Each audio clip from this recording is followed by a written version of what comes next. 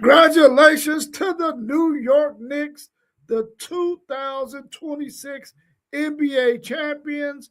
They won it in a great fashion last night, coming back from behind. Now, this Knicks team has been behind by double digits in every game in this series. They win 4-1 in 5 games over the San Antonio Spurs. What a magnificent performance by the New York Knicks. Great defense in this game. They was resilient and they came back once again from being down double figures to win on San Antonio's court, where San Antonio won absolutely no game. And we all know if you're going to ever win an NBA championship, you have to protect your home court. The Spurs was not able to do that, and the New York Knicks are your 2026 NBA champions. Great performance by the Knicks. It's been 53 years since the Knicks have won an NBA title, so kudos to them and what they did out there yesterday night to win the NBA championship. Going forward, I'm wondering what is going to happen with the Spurs team. Are they going to send some guys packing? I really feel like that San Antonio Spurs team, and I'll talk about the Knicks here in a minute. I really feel like that San Antonio Spurs team really has to take a deep look at getting some veteran players on that team. Now, I know they got DeAndre Fox, but I think he's a movable piece that they will probably send somewhere else, maybe in the sign or trade or something of that magnitude, and try to get some veteran players on that team, especially a veteran big guy who could help Wemby out, especially with the rebounding and the defense down in the paint, to help him take on some of those big bodies that he had to face against the New York Knicks. So I think that's definitely going to be a move that the Spurs are going to make in the future. But kudos to the Spurs because they defeated the defending champion OKC Thunder when they played them in the Western Conference Finals. But I really feel like the Spurs are going to have to make some kind of moves and get some other pieces, especially some veteran pieces that can help them down the stretch. Because I think the thing that hurt them was the fact that they are so young and they just did not have a veteran presence out there on the court that can lead them, especially when they had some decent leads that they gave away in every game in this series. Like I said earlier, they was up by double figures in every game in this series, which shows that they're a really good team. They just don't have the veteran leadership to close out games. And if they did, we probably would be saying a different thing about this series. It might be the Spurs winning in 5 as opposed to the Knicks. But give all the credit in the world to the New York Knicks. They won this year's championship in 5 games, winning every single game on San Antonio's home court, which is amazing to me. Um, so kudos to them. Brunson really in that second quarter really put that Knicks team on his back and brought them back before halftime. And then, of course, the Spurs in the third quarter, they took a sizable lead. But New York doing what New York does, they understand that playing against the Spurs, they're never out of it. All they need to do is keep fighting and clawing, and they'll eventually get back in it. And they did just that. I really like this Knicks team. Do I think that they will make some changes in the offseason? Um, Probably so. I think there's going to be some guys who probably want to go and see if they can get some runs somewhere else. I don't know if any of their starting 5 would do that. I think all of those guys are going to come back. Hart definitely needs to work on his offensive game, at least to be able to knock down those open shots. He's a really good defender. He's a really scrappy guy who hustles a lot, but he got to get to the point where when teams start to on the offensive end, when the Knicks got the offensive end, he got to figure out a way to be somebody that the other team does not just lag off of. He's going to have to be able to knock down shots. And that's an easy thing for him to do. All you got to do is work on it in the off season and get up as many shots as you can, get a nice form, a nice rhythm, so that when teams do face your New York Knicks next year, you'll be able to show teams that you can knock down that 3-point shot. And I thought the Spurs probably in instances in this game was shooting way too many threes. A lot of times when you get that wide open three, I know you got to take it, but there are times when you need to step in a little bit and just get the two, or maybe you need to create a situation where once you get that guy coming out there charging to try to contain you on that three, that you can get around him and get a bucket and try to do that before the shot clock is nearly over. And I think the Spurs probably would have had a chance to win some of these games because in all of them, they got a little bit too happy with the 3-point shot. But kudos to the Knicks for what they were able to do. Um, I know there's some other questions out there in terms of what's going to happen next for some of these teams in the NBA. What's going to happen with Giannis? What's going to happen with LeBron James, with Kawhi Leonard, and some of those players? I really feel like those guys are going to take all the time that they need before they make a decision on what they're going to do. I really do feel like Kawhi Leonard will not be back with the Clippers next year. I think he's going to find a home somewhere else. Maybe he might end up at Golden State. We'll have to wait and see on that. But I don't think he's going to be at the Clippers next year. I can see the Golden State Warriors making a really serious push to get him. I can see them making a really serious push to get LeBron James too, if LeBron James is ready to leave LA. I don't think he's ready to leave California though. I really do believe that the way he has marketed himself, California is the place that he needs to be. Really, the Lakers is the place he needs to be, but I don't know if the Lakers are going to take any more time with LeBron James. Even though he still can get them the numbers that he's able to get them, it's just defensively, he might just be a liability, especially when you got some other defensive liabilities on that team, especially when you get a healthy Luka back. He's going to be a defensive liability. And to have two of them out there on the court, especially when you get into the playoffs, can be a little bit detrimental to your team because teams, once they get to the playoffs, you really start to see teams pick up their defensive intensity, much like we saw in this year's playoffs, much like we saw in this championship game, and much like we saw in the Eastern Conference and the Western Conference championship game.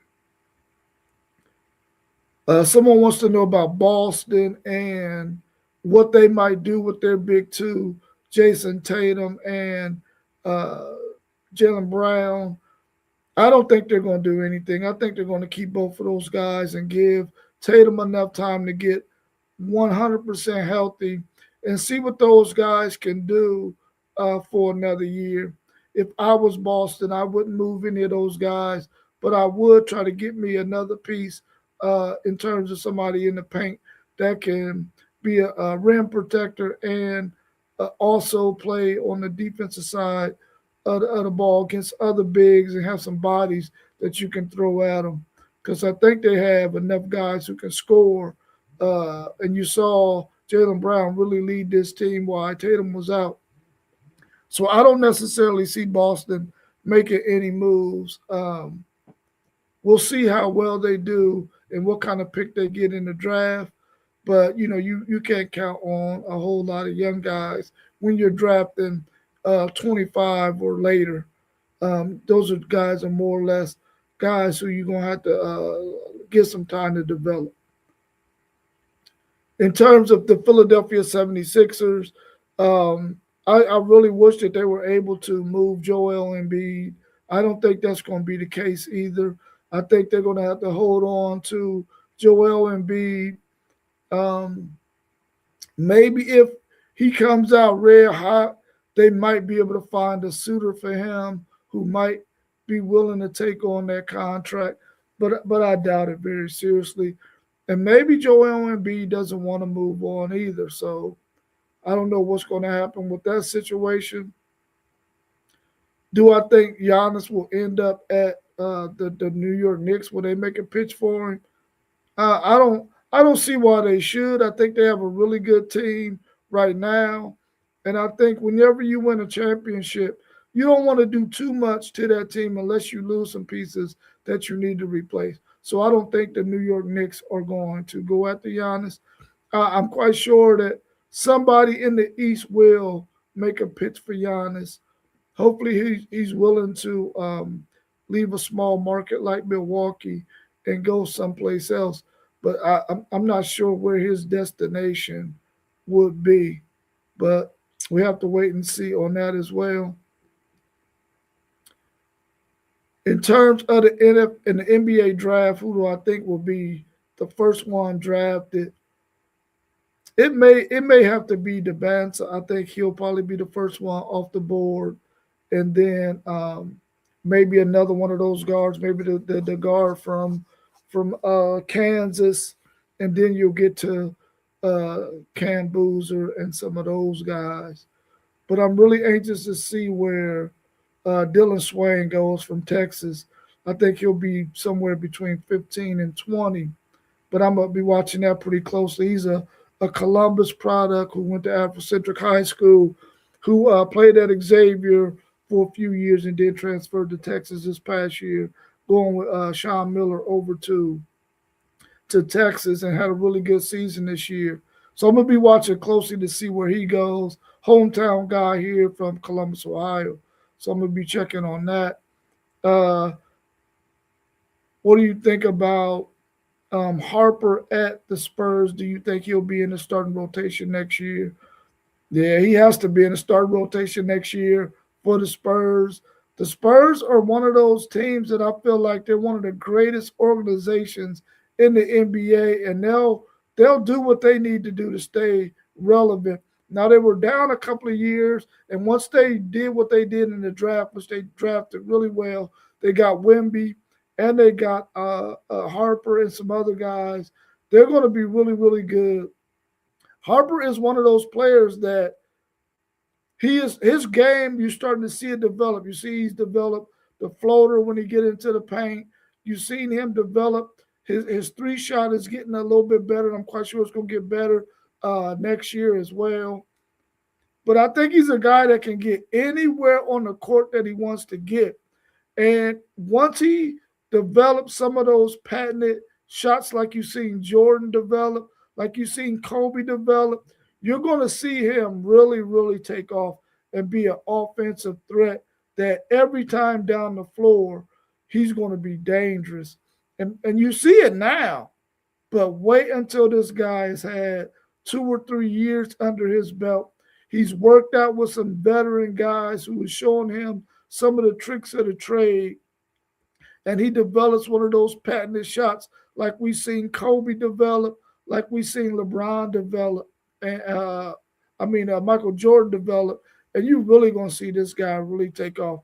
I really like Harper, and I think eventually he's gonna be that piece that Wemby is gonna need to help carry the Spurs to another NBA championship game.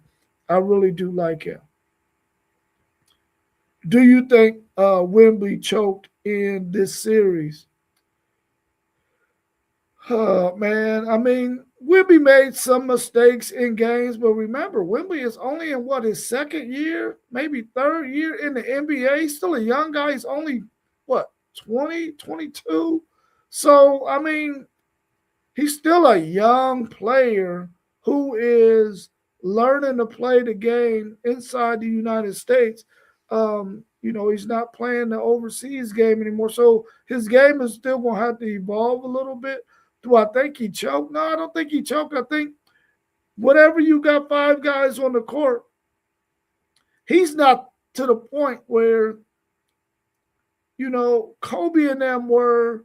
They weren't at this point either after 2 or 3 years in the league. So it's going to take him another year or two, and he's going to be way better than what we see right now. he to me, I still think he's probably the best player in the NBA in terms of everything that he could do, from the size he is and the shot blocking and the athleticism and stuff he has. He can bring the ball up the floor. He can do so many different things. I just think after time, he's going to develop some things, and he's just young, and he's with a really young team. If he had another veteran piece there with him, I think you wouldn't have seen Wimby make some of the mistakes that he made. But he probably felt like everything was on his shoulders, and he had to make everything click in order for them to win. But you go look at some of the other guys out there on the court, they were missing a lot of wide open shots. Champagny, uh, Vassell, Castle, those guys, although they played well, they weren't knocking down shots, and they expended a lot of energy, especially in that game five, defensively in that first half. Those guys were playing some really serious defense. They was holding the Knicks down, but eventually, you start to get gassed, and they sort of changed up their defensive strategy in the second quarter, and Brunson started to get hot. So I mean, I don't think Wimby choked. I just think he's just a young player, and that's what happens with young players. And sometimes you need those kind of things to happen with young players in order for them to develop and to get better. Because if you go back and you talk to any veteran basketball player who we consider to be one of the greatest of all times, they'll all be able to point to a moment in their NBA career, early in their NBA career, that helped them to turn the corner to get better. And that's all you hear former NBA players say, current NBA players who are veterans now. They'll tell you that it was a certain series or a certain team that really helped them to develop their game, to see that they really have some things to work on. So, and I think Wimby will get that as well. So I don't think he choked, but I mean, he did make some costly mistakes, but I don't think he choked. He's just a young player. What do you think about Kawhi Leonard, LeBron James, and Steph Curry being together? We talked a little bit about that, I think yesterday or maybe on Thursday. I mean, I know that thought is out there. I really don't see that happening. I know that LeBron James probably will want to stay in LA because he's building his brand for outside of his NBA career, and the best place to do that is out there in California. The best city is probably LA, unless he was in New York. Um, but I think he's probably going to stay at LA. I would like to see him go back to Cleveland and do a farewell tour, but that's just me talking. He can always go back to California and finish building his brand after basketball was over. But as far as Kawhi Leonard is concerned, I think they're really going to make a real strong push to get Kawhi Leonard, though, for sure. They would like to have LeBron, but I don't know if that's going to happen or not. Because for one, I don't know if LeBron James is going to take the kind of pay cut that it would take to probably get both of those guys there, along with Steph Curry. And are Golden State willing to part ways with some of the pieces that they already have, which they may be for those two guys, but I don't necessarily think that's going to happen.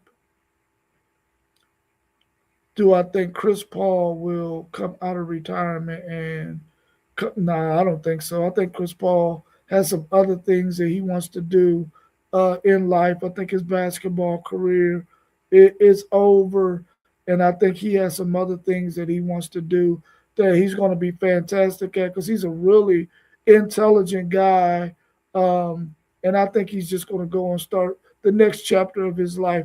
I don't think he's going to come back. Can I see him coaching? No, oh, maybe. I don't think so. I think the things that I think he wants to do, I don't know if coaching is one of those things, but We never know. Maybe he will come back and coach someday or be one heck of a sports analyst.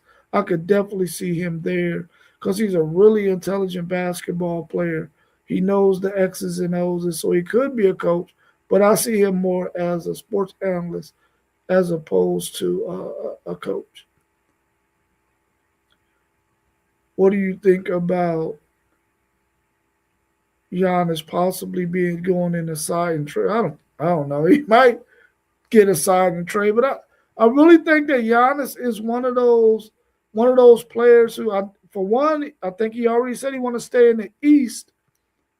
I just don't know where in the East he will want to go outside of maybe making a move to get to the Knicks. Um, they're probably the best team in the East until we see what Boston is going to look like when Tatum is 100% healthy. I definitely don't think he can end up at Boston. Maybe Miami. That'll be a good landing spot for him. Um, Toronto would be a good landing spot for him. Possibly Orlando. Maybe even Indiana. I mean, Indiana was made it to the finals the previous year. They had a slew of injuries with Halliburton and a couple of other guys, but I mean that's a possibility too. No, I don't see Detroit. I don't see Detroit, but you never know. You never know. Detroit want to get over that hump, and they had a really good team this year. They just were not gelling well once Cam went down. They just weren't able to really get it back clicking again the way they were during the regular season before he went down. So I don't know if he would end up in Detroit, but everyone is going to be watching closely to see if Giannis ends up somewhere else. I definitely think that he should move on um, from Minnesota. I mean, not Minnesota, from Milwaukee. I just don't think Milwaukee is going to be able to hold on to Giannis, even though Giannis is a very loyal guy. I don't know how many players you can get to come to Wisconsin to play with him in Milwaukee, in that small market. They just have it's just not feasible for some guys. They just don't think that they can make the kind of money that they could elsewhere. So I don't know if Milwaukee will be able to attract the kind of players that come there like they once were able to do with Dame Lillard when they was on that championship run with Giannis in Milwaukee. So I think it's time for him to part ways, and Milwaukee can go ahead and rebuild once he takes off. Let me see if we got anything else out there. Is this NBA related? Nope, nothing else out there.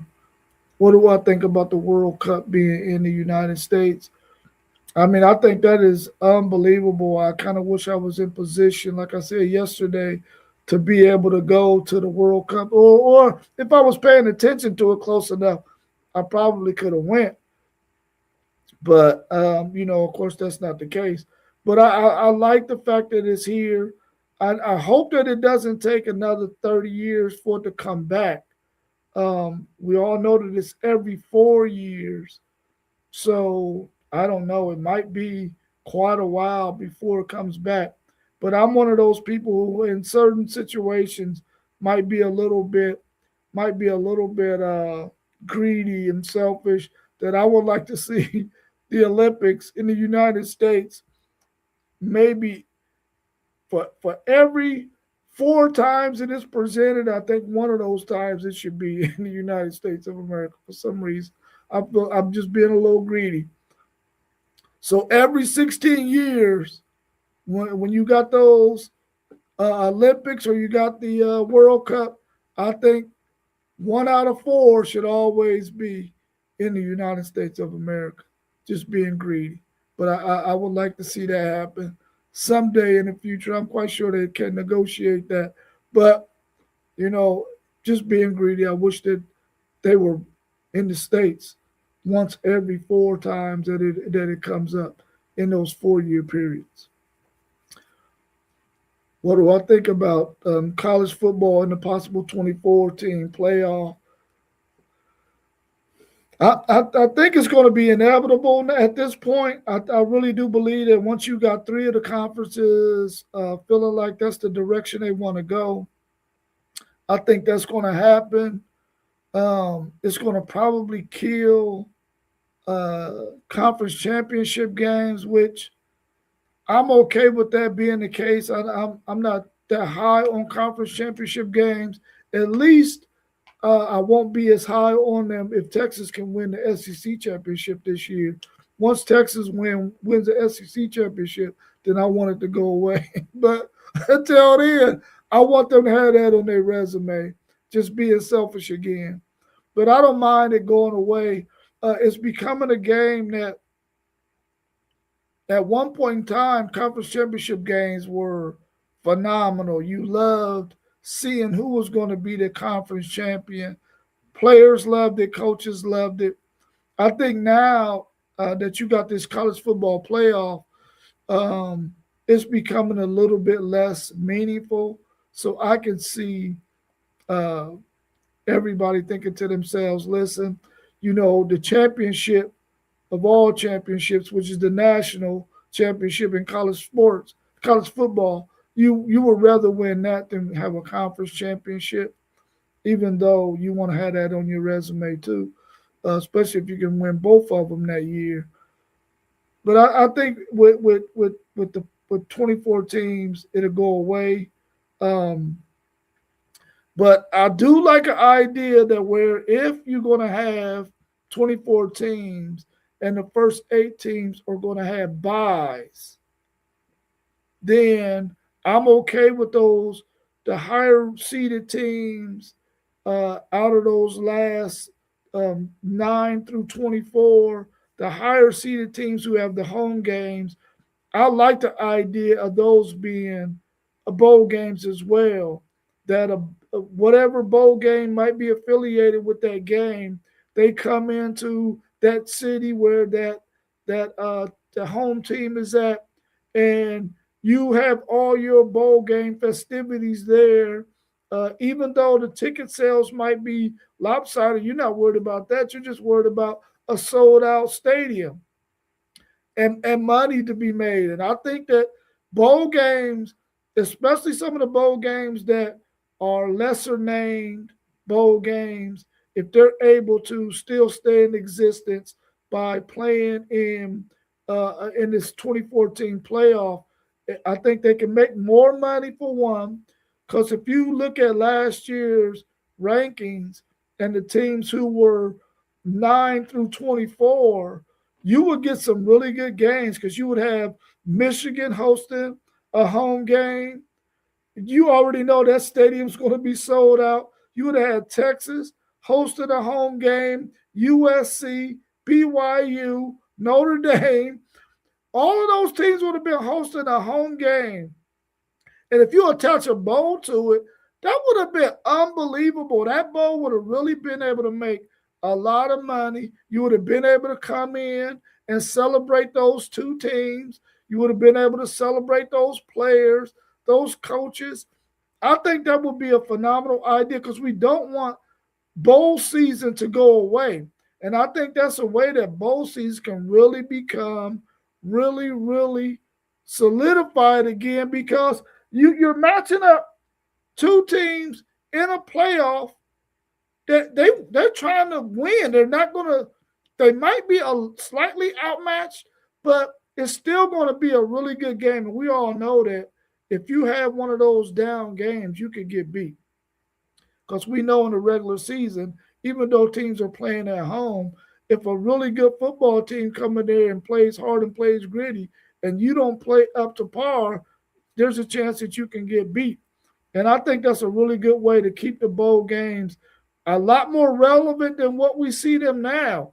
Even though we watch these bowl games and how they got them paired up with the however you fall in your ranking with the ACC and the Big 12, those matchups, or how you ranked in the SEC and the Big 10, those matchups, how they match up those already. based on the whole bowl schedule, I think that if you went to 24 teams, which I think eventually they're going to go to that, because it seems like the only conference that's holding that up is the SEC.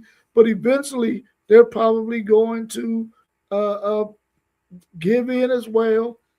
I think you can really make bowl games a lot more exciting and a lot more relevant, especially when you get the matchups that are where the teams are closely matched up. Because if you get 9 versus 24, that's a pretty wide gap. But when you get a little bit closer and you got those matchups where the teams are ranked a little bit closer, those are going to be some really good matchups. And I think you will get at least four really, really good, solid matchups that are going to be teams that are really closely ranked. So I think that would be a really good move. And I think with 24 teams, you might be able to do away with the group of five automatic bid, because at that point you can say, listen, all you got to do is get ranked within the top 24 and you can get into this college football playoff. So you can do away with that, because what we saw last year, well, we seen two group of five teams get in because of the debacle in the ACC. I don't think anyone ever wants to see that again, and I already know they're going to put some things in place to keep that from happening again. But with 24 teams, you can possibly get two group of five teams who can get in there, because I feel like you can get two group of five teams that can get inside the top 24 and be two of the top 24 teams that the committee will think should be in this college football playoffs. So it might be better for them that it goes to 24, because it can almost guarantee that you can get two teams from the group of five, as opposed to staying at 12 or 16 where you're probably only going to get that one automatic bid unless something happens like what happened in the ACC this year, which I don't think that's ever going to happen again. They're probably going to do away with that. But if I was on the committee or I had anything to do with the decision making in college football, I would give a group of five their own tournament, their own championship criteria to where they can go play each other, and the best group of five team, much like you see in Division 2, Division 3, and so on and so forth. And let them have their own division a tournament that they can play in. But sometimes you just have some group of five teams that are really, really good. And like in the case of that Boise State team, who when they made it to the college football playoffs with Genty, they weren't good enough to play with those teams that they were playing. They're going to eventually play against, but they played Oregon really well that year, and Oregon was undefeated at the end of the regular season, and was the Big Ten champion that year. Um, so I think there's going to be certain situations where those teams are going to be good enough to get in the college football playoffs, but I would like to see them have their own. What do you think is going to be the final outcome for Brendan? So right now, I mean, he's just going to serve that 2 game suspension, I guess, and get to play the rest of the season. What's more interesting to me is I want to see what is the backlash going to be from all of this when it relates to, okay, this guy admitted that he gambled, but he's still allowed to go to another court to get reinstated.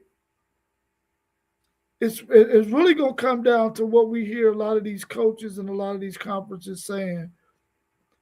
Congress is going to have to say, listen, you cannot go to your local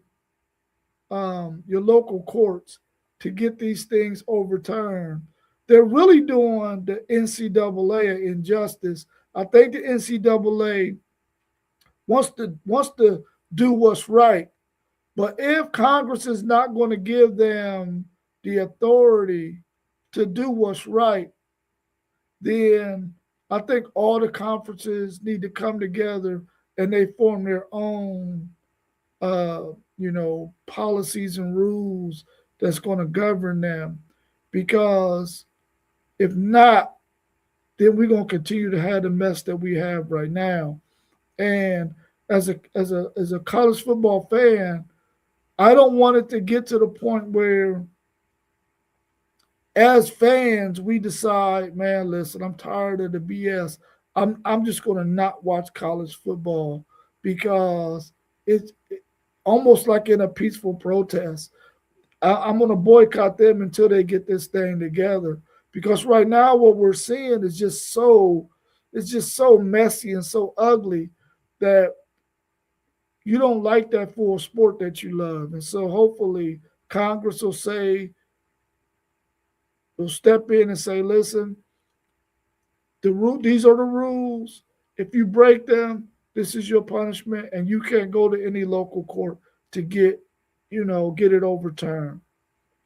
And in the case of Brandon Sorsby, I really feel like I was hoping that Texas Tech was going to take the high road on this and just be like, listen, man, you gambled, you did this or that, so you're not going to be able to play here at Texas Tech, and his college career should be done.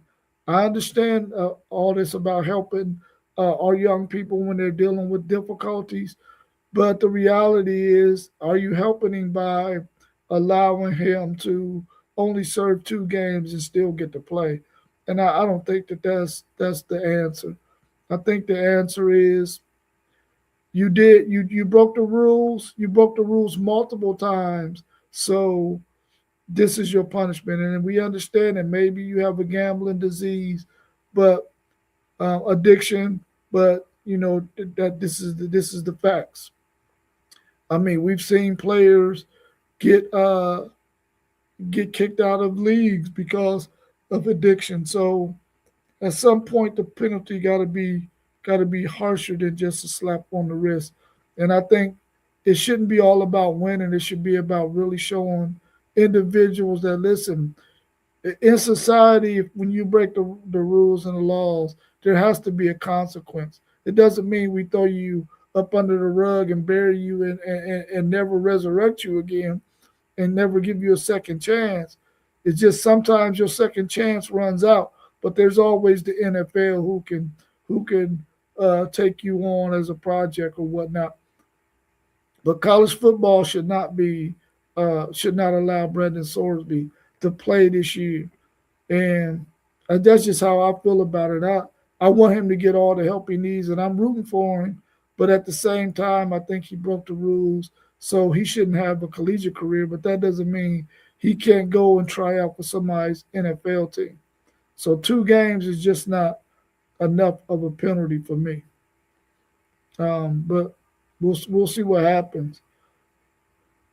Do you think the 5-year rule will come into effect and might affect the decision that was made by the local court in Mississippi with Trinidad Chambers?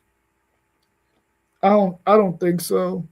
I think in the case of Trinidad Chambers and the fact that the NCAA said that you are out of eligibility, then he goes to a favorable court in Mississippi and they overturn it. Um, I don't want to sound hypocritical here, but I feel like if the NCAA says and they looked at all your paperwork and they said, "Oh no, your eligibility is out," then it should probably be out. The only reason why I would be okay with Trinidad Chambers playing is because he's really only played what, maybe 8, 10 games at the Power Four level. He came from a lower tier division, and now he's up in the highest level, which is the Power Four. I'm okay with him playing because it's not like he's extremely old. So I'm okay with that. because I don't know all the circumstances behind his eligibility and the fact that maybe he came from a JUCO or whatnot. So I'm okay with that because I really want to see Trinidad Chambers get a chance to perform in the SEC again this year. But if the NCAA says, "Hey, man, your eligibility is out," then I side with the NCAA on this eligibility being done. But I do really want to see him play again at Ole Miss, a team that Texas plays this year at home. I definitely want to see him play against Texas, but we'll have to wait and see. I mean, I think the 5-year rule is probably going to be in effect. Um, it's going to go on the books, but I don't know if it's going to take effect in 2026. But I would like to see it take effect as soon as possible because I think we've gotten to the point where we got some people playing 8, 9, 10 years of college football, even though a lot of those guys have been injured throughout their career. I just think that, once you get to be a certain age, your body is already way more mature than these 18, 19-year olds, 20-year olds that you're playing when you're 25, 26, 27.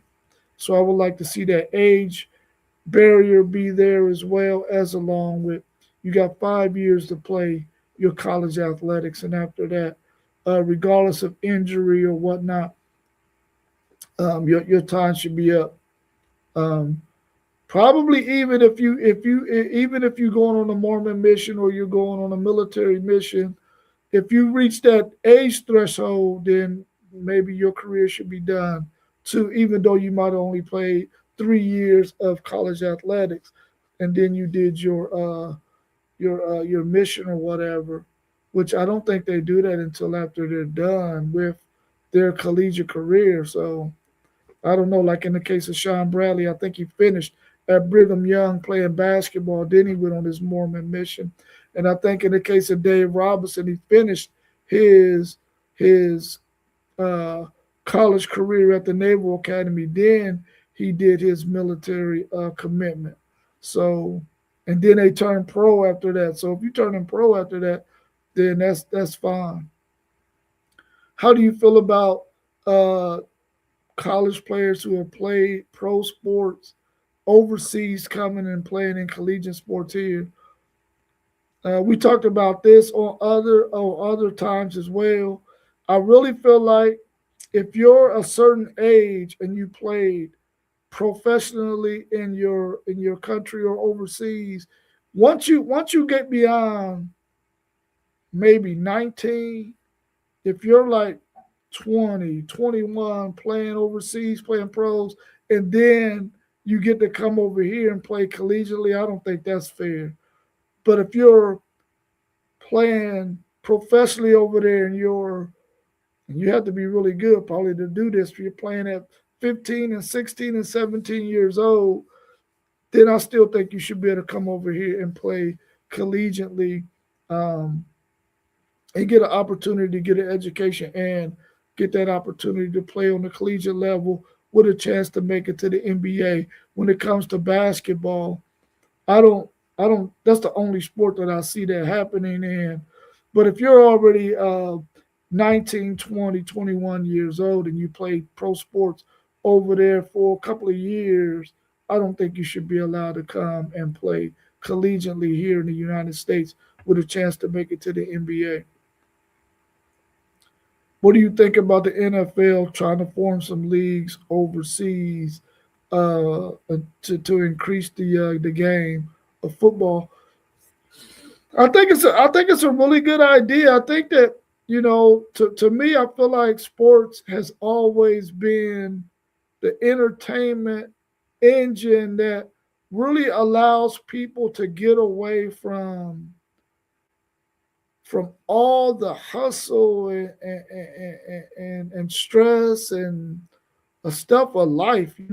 Many of us, we go to work and we work 40, 50, 60 hours a week at our job, and we need an outlet, especially those of us who got 40, 50, 60-hour work weeks. And then we have children that we are raising as well. We have a spouse, and we're doing all of those things that we have to do to provide for our family.